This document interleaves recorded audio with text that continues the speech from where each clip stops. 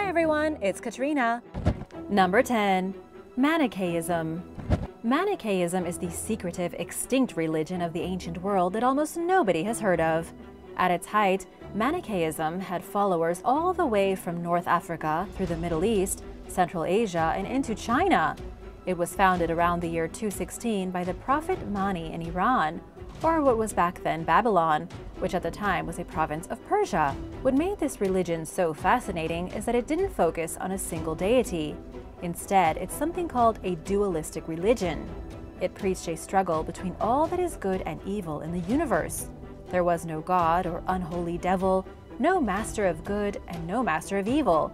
Instead, each of these forces was just a part of the greater universe and part of every human struggle. It became extremely popular and spread across much of the world.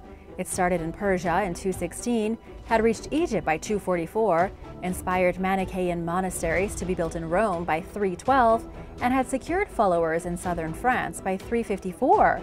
It was becoming a major competitor for Christianity, but it didn't work out in the end. The Christians realized they were under threat, and Roman Emperor Theodosius I stripped every believer of Manichaeism of their civil rights and essentially committed genocide. The emperor issued a decree in the year 382 that every Manichaean monk be killed, and so shortly after this, the religion was gone. Number 9. Selling human fat. Unfortunately, innocent wives weren't the only things being put up for auction in 16th century Europe. You could buy a person at the market, or you could buy a raw chunk of human fat being sold by an executioner. And you won't believe what the human fat was used for.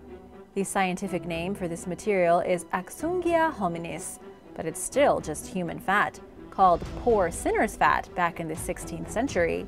When an executioner brought his axe down and chopped somebody's head off, they would then take the body of the executed prisoner and harvest all their fat. They bundled it up, took that fat to market, and sold it to whichever peasants had enough coin to pay. Or they sold it directly to a pharmacy. The fat would then be used to cure ailments like bone pain, gout, arthritis, and toothaches. This was a huge business for executioners. It was practiced for hundreds of years until the middle of the 18th century and held in apothecaries all across Europe. It wasn't just executed criminals who had their bodies harvested for fat. Dead soldiers did too. After the siege of Ostend in 1601, Dutch surgeons descended on the battlefield like vultures and picked every fallen soldier clean of their fat so that they could make a pretty profit off it. Number 8. The One-Eyed Man and the Pig. In 1641, in New Haven, Connecticut, news spread of a monstrous pig-like beast with human features. This man-pig monster had supposedly been delivered by a sow owned by a farmer named Mrs. Wakeman. The immediate response from the local elders was that the horrible monster had been conceived through an unspeakable act of human and beast relation, and so an investigation was launched to get to the bottom of it. The pig mutant baby was allegedly about the full size of the other pigs, but with no hair on its body, its skin pale white, and only one eye in the center of its forehead.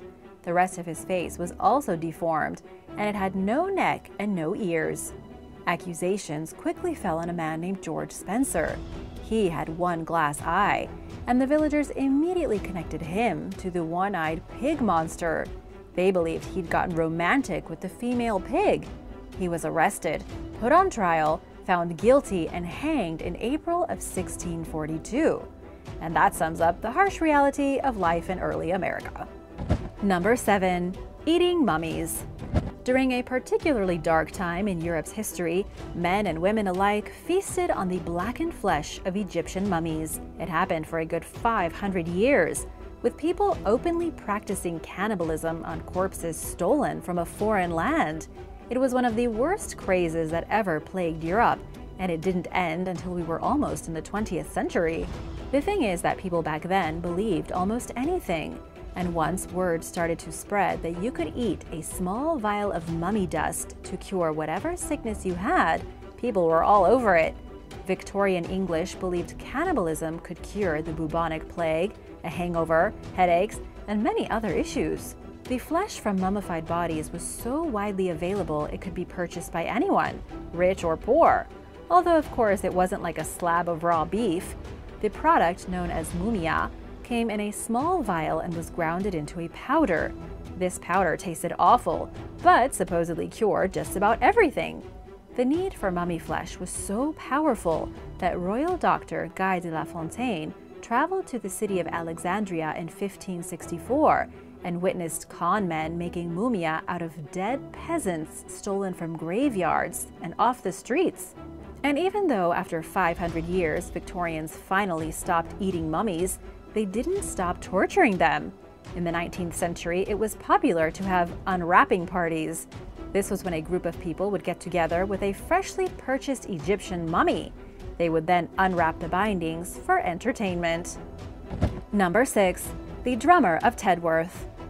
The Drummer of Tedworth is the very first poltergeist that was ever officially recorded, a secret haunting from the 17th century. As far as the story goes, John Mompesson was a landowner in 1661 and a commissioned officer in the local militia. He was visiting Wiltshire when he came across a transient man by the name of William Drury. William had become a serious nuisance for the townsfolk because he wandered around all day banging relentlessly on his drum. Mompesson brought a case against the man basically because he was annoying, and Drury's drum was taken away from him. After this whole fiasco with the drum, Mompesson returned to his home in the town of Tedworth. The drum that had been confiscated from Drury then arrived at his house, sent by the bailiff in Wiltshire. After the drum found its way into the man's house, he and his family became the victims of the first recorded poltergeist. They experienced hammering on the doors, banging from the outside, and noises that sounded like someone was smashing the roof tiles. One night, Mompesson even chased the banging through the house with his pistol drawn, but couldn't find what was making all the noise. And things only got worse. Lights were seen moving by themselves to the house. A horrible smell began to pervade the home, and the children were shaken and lifted straight out of their beds. The vagrant, known as William Drury, was hunted down and brought to court and charged under the Witchcraft Act of 1604. Mompesson had enough evidence, thanks to neighbors and other people who had seen the haunting, to convict Drury of sending spirits after him. So Drury was sent to the new American colonies and was never seen again. Number 5. Victorian wife auctions. In Victorian days, married women forfeited pretty much all of their rights over to their husband. They couldn't own property or work or sign contracts, and if her husband got tired of her, she could just be put up for auction. The first recorded case of someone selling off their wife was in 1553, although historians say it probably dates all the way back to the 11th century. It's just that because of the invention of newspapers, the wife auctions, which took place in England between 1750 and 1850, are the most famous. Take the case of Joseph Thompson in 1832. He was a local man from Cardiff who led his wife to the local marketplace, where he put her up for sale for 50 shillings. When asked to explain why he wished to sell his wife to the highest bidder, he called her a bosom serpent, a tormentor, and a daily devil. His wife had become such a pain to Mr. Thompson that he thought it would be easier to just sell her to somebody else. Now, you're probably thinking, why not just get a divorce? In Victorian England, divorce was only allowed if the husband or wife could prove extreme cruelty or adultery. It was also very expensive, and an act of parliament was required to ensure total legal separation. For many poor people during that time, wife selling was an alternative. Women would often agree to be sold in this way, but it was pretty much the same as selling livestock. However, the wife was allowed a veto and could reject the buyer if she didn't like him. This gave women some bargaining advantages and a welcome legal break from her husband. Sometimes the family would buy the wife back, or sometimes her lover. As the newspapers reported, the bargain being made, she went off in high spirits. It wasn't all fun and games though, and this practice really fell out of favor as women gained more legal rights. Number 4. Jus Primae Noctis. Jus Primae Noctis, which translates to Rite of the First Night, is supposedly a barbaric practice that goes all the way back to the earliest days of Mesopotamia and continued into the Middle Ages. This practice was the right given to the noble of any particular town, village, or community that allowed him to deflower the peasant brides on their wedding night before their husbands. Basically, before the husband and wife joined as a couple, the ruling noble or baron or king would come along and do it first. Remember when Michael Scott declared prima nocta in The Office? Most people these days are familiar with Jus Primae Noctis through the movie Braveheart, but in fact historians don't actually know if it ever really happened. There are legends of it being around for 4,000 years, with the practice peaking in the medieval days, but there isn't actually a single document describing the incident. No victim's name has been written down, no stories passed through the generations, and not even one court case in history. In truth, most historians believe this was a dark fairy tale made up by the peasants themselves when they revolted. It was one of the arguments they used to rouse the people to rise up against the lords and landowners. Number 3. Witches on brooms. Nobody knows who invented the broom or when, only that it definitely dates back to the most ancient of days. Somebody used a clump of thin sticks or reeds fastened to a stick to clean out dust and ash from a hearth. The broom hasn't changed much since then, except that starting in the Dark Ages, witches began to ride on them. Oddly enough, the first witch who confessed to riding on a broom through the night was a man named Guillaume Edelin. He was arrested near Paris in 1453 and charged for witchcraft, despite being a priest. He was tortured, and he confessed to riding around on a broomstick with other witches, and was then locked up for the rest of his life in a stinky, violent prison. But witches on brooms wasn't any new kind of idea at the time. The idea dates back to at least the 12th century. That was when witches as we know them came into being.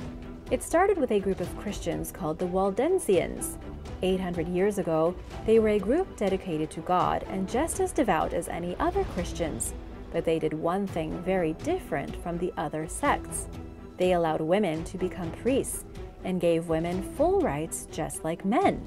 The Catholic Church hated this, branded the Waldensians as heretics and the women priests as nothing but witches. As for the broomsticks, it actually has to do with ointments and creams that the witches allegedly brewed.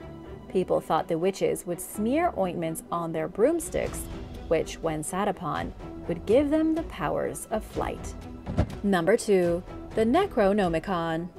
The Necronomicon is an invention of fiction, something created by horror writer H.P. Lovecraft in the 20th century. But that hasn't stopped people from believing this dark book is a real legendary tome. And it certainly hasn't stopped all kinds of hoaxes and alleged translations from springing up since the 1970s. In 1973, Owlswick Press released an issue of a book called the Necronomicon that was written in an indecipherable language they called Draic. The language turned out to be indecipherable because it was completely fictional. Then, in the late 1970s, another book came out claiming to be the very real translation of the lost Necronomicon. But it didn't have anything to do with Lovecraft, and is instead based on a collection of stories from Sumerian mythology 4,000 years ago. Believe it or not, this has become the most popular Necronomicon ever, with 800,000 copies sold to interested readers by 2006. It might also be worth noting that the Vatican receives multiple letters every year by people who believe they have the book. These people think the Vatican is hiding a real copy of the magical Necronomicon in their secret archives. Number 1. Johan de Witt. Johan de Witt was not a very good politician, at least not in the end. The Dutchman's father was a respected mayor, and Johan de Witt grew up in a time when the Netherlands was greatly prospering. He climbed through the social ranks until, in 1653, he was named Councillor Pensionary at 28 years old. In other words, he was the political leader of the Netherlands. But this would prove to be one of the darkest chapters for any Dutch ruler. He negotiated peace with England and France, was re-elected to his position 3 times in a row, and everything seemed like it was going fine, until 1665. When tension rose again and caused the Dutch and the English to go to war. Things were okay until 1672, when France decided to join in on the war as well, and suddenly the English and the French were attacking the Dutch Republic. Things didn't go well for the Dutch, and Johan de Witt was forced to resign in August 1672. But the Dutch weren't done with him. they surprised him with a lynch mob and literally ripped him to pieces. The mob was in such a frenzy that they tore their recently resigned ruler apart and ate him right there in the street. This is such a horrible piece of Dutch history that they actually built 3 statues of him in the 20th century, and all because they felt so bad about what happened over 300 years ago. Thanks for watching! Remember to subscribe if you haven't already, and I'll see you next time. Bye!